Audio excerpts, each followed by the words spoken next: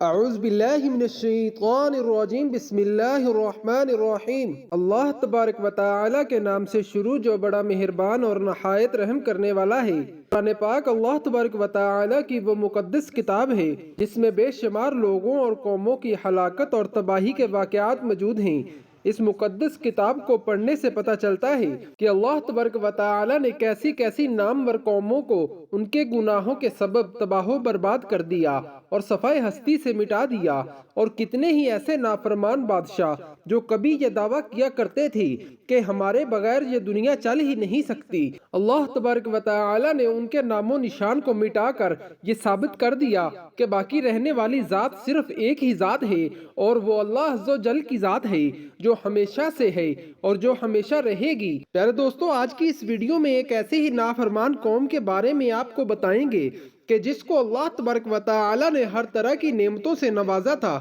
لیکن اس کے باوجود اس قوم نے اللہ تبارک و تعالی کی حدوں کو پار کیا اور اللہ تبارک و تعالی کی نافرمانیوں کے اندر مبتلا ہو گئی۔ اور اللہ تبارک و تعالی نے اس نافرمان قوم کا انجام کیا کیا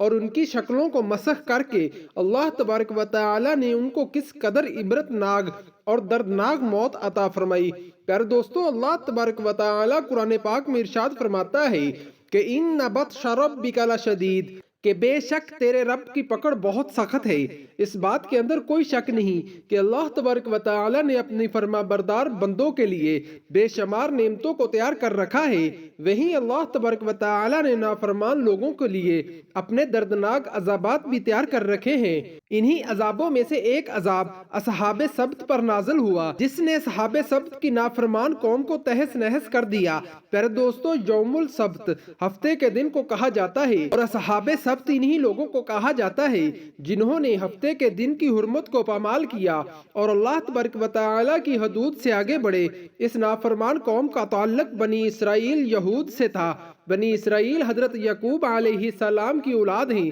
اور حضرت یعقوب علیہ السلام کا دور 2600 سال قبل مسیح ہے۔ پیارے دوستو، بنی اسرائیل کی یہ نافرمان قوم یہود میں سے تھی، اور ان کے لیے اللہ تبارک و تعالی نے جمعے کا دن خاص عبادت کے لیے مقرر فرمایا تھا، لیکن حضرت موسیٰ علیہ السلام کے دور میں یعنی 1800 قبل مسیح یہودیوں نے حضرت موسیٰ علیہ السلام کے سامنے اس بات پر اصرار کیا کہ ان کی عبادت کے لیے جمعے کی بجائے ہفتے کا دن مقرر کیا جائے جس کے اندر وہ اللہ تبارک و تعالی کی عبادت کریں۔ حضرت موسیٰ علیہ السلام نے یہودیوں کی یہ بات سن کر ان کو بہت سمجھایا، لیکن وہ اپنی اس ضد سے باز نہ آئے۔ اس طرح جب اس قوم کا اصرار حد سے زیادہ بڑھ گیا تو بالآخر ان کے لیے ہفتے کا دن عبادت کے لیے مقرر کر دیا گیا۔ یہی وجہ ہے کہ آج یہودیوں کے نزدیک ہفتے کا دن مقدس مانا جاتا ہے۔ پیارے دوستو، ہفتے کے دن چونکہ اللہ تبارک و تعالی کی عبادت کے لیے مخصوص کر دیا گیا تھا، لہٰذا اس روز اللہ تبارک و تعالی کی عبادت کے علاوہ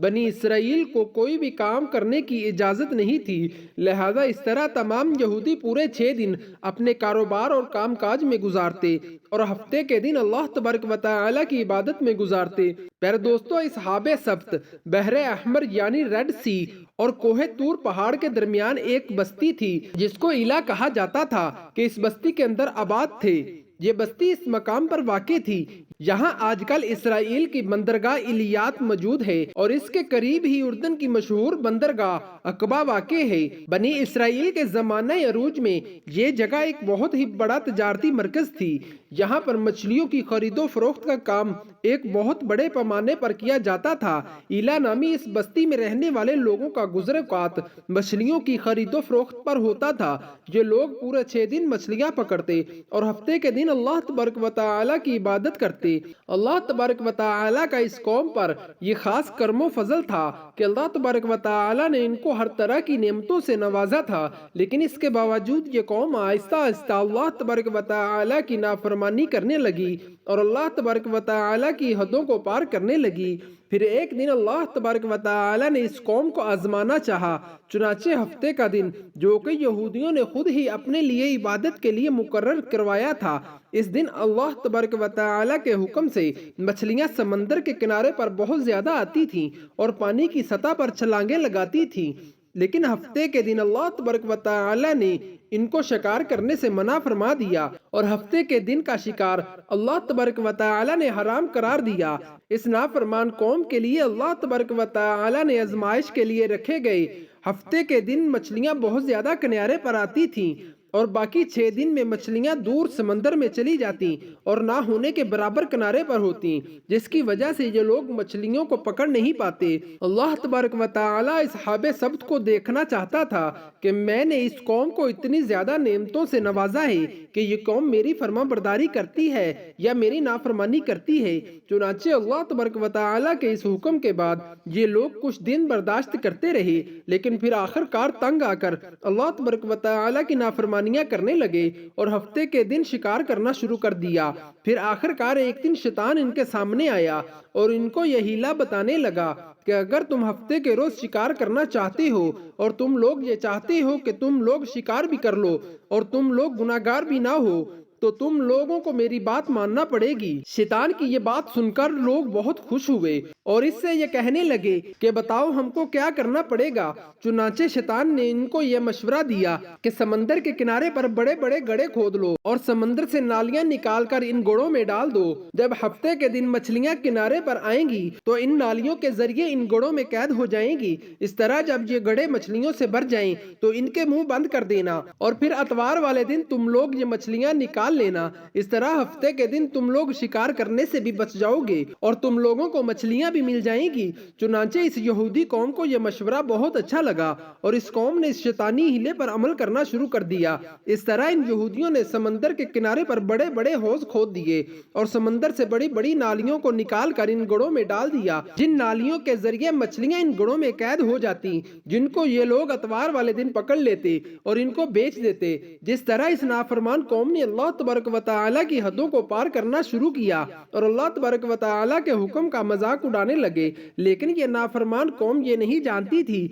کہ یہ اللہ تبارک و تعالی کے حکم کی اصل روح کو بگاڑ رہے ہیں۔ چنانچہ اللہ تبارک و تعالی کا حکم تو یہ تھا کہ 6 دن اپنے کاروبار میں گزارو اور ہفتے کے دن اللہ تبارک و تعالی کی عبادت میں گزارو، لیکن اس قوم کے نافرمان لوگوں نے اللہ تبارک و تعالی کے اس حکم کو نہ مانا اور اللہ تبارک و تعالی کی نافرمانیاں کرنے لگے۔ پیارے دوستو، اس طرح جب یہ لوگ اپنی نافرمانیوں میں حد سے بڑھنے لگے تو اس وقت ایلا نامی بستی میں رہنے والے یہ لوگ 3 گروہوں کے اندر تقسیم ہو گئے۔ ایک گروہ وہ تھا جو کھلے عام اللہ تبارک و تعالی کی نافرمانیاں کرتا اور شکار کرتا اور اللہ تبارک و تعالی کی حکم عدولی کرتا، اور دوسرا گروہ وہ تھا جو ان نافرمان لوگوں کو اللہ تبارک و تعالی کی اس نافرمانی سے منع کرتا اور اللہ تبارک و تعالی کی فرمان برداری کرنے کا حکم دیتا، اور تیسرا گروہ وہ تھا جو صرف خاموش رہا۔ یہ لوگ نہ تو ان کو ان کی برائی سے منع کرتے اور نہ ہی ان کو یہ کام کرنے کا حکم دیتے، بلکہ جو گروہ اس نافرمان قوم کو اس گناہ سے منع کرتا تھا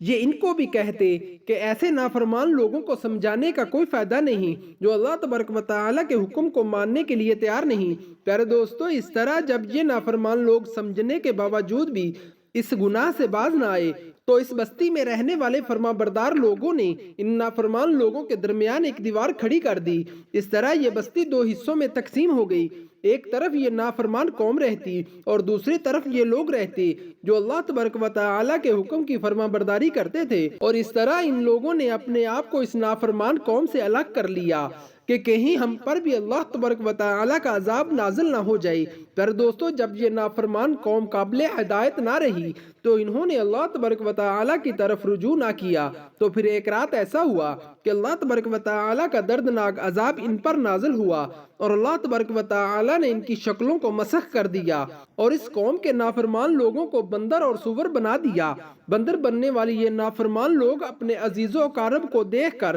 ان کے کپڑوں کو سونگھتے اور چیخو پکار کرتے۔ اس وقت ان کے عزیز و اقارب ان سے کہنے لگے کہ ہم نے تم لوگوں کو اللہ تبارک و تعالی کے اس نافرمانی سے منع نہ کیا تھا؟ اور اس وقت یہ بندر بول تو نہیں سکتے تھے، بلکہ یہ سر ہلاتے اور آنسو بہاتے کہ ہم نے اللہ تبارک و تعالی کی نافرمانی کی اور اس نافرمانی کی وجہ سے اللہ تبارک و تعالی کا یہ دردناک عذاب ہم پر نازل ہوا۔ پھر آخر کار بندر بننے والے یہ نافرمان لوگ 3 دن تک زندہ رہے اور 3 دن بعد اللہ تبارک و تعالی نے ان تمام لوگوں کو ہلاک کر دیا اور ان کا نام و نشان صفحہ ہستی سے مٹا دیا۔ اللہ تبارک و تعالی سے دعا ہے کہ اللہ تبارک و تعالی ہمیں سیدھے رستے پر چلنے کی توفیق عطا فرمائے اور ان تمام تر گناہوں سے ہمیں بچائے جن گناہوں کے اندر مبتلا ہو کر پہلی قومیں ہلاک ہوئیں اور اللہ تبارک و تعالی کے عذاب کا مستحق قرار پائیں۔ آمین یا رب العالمین۔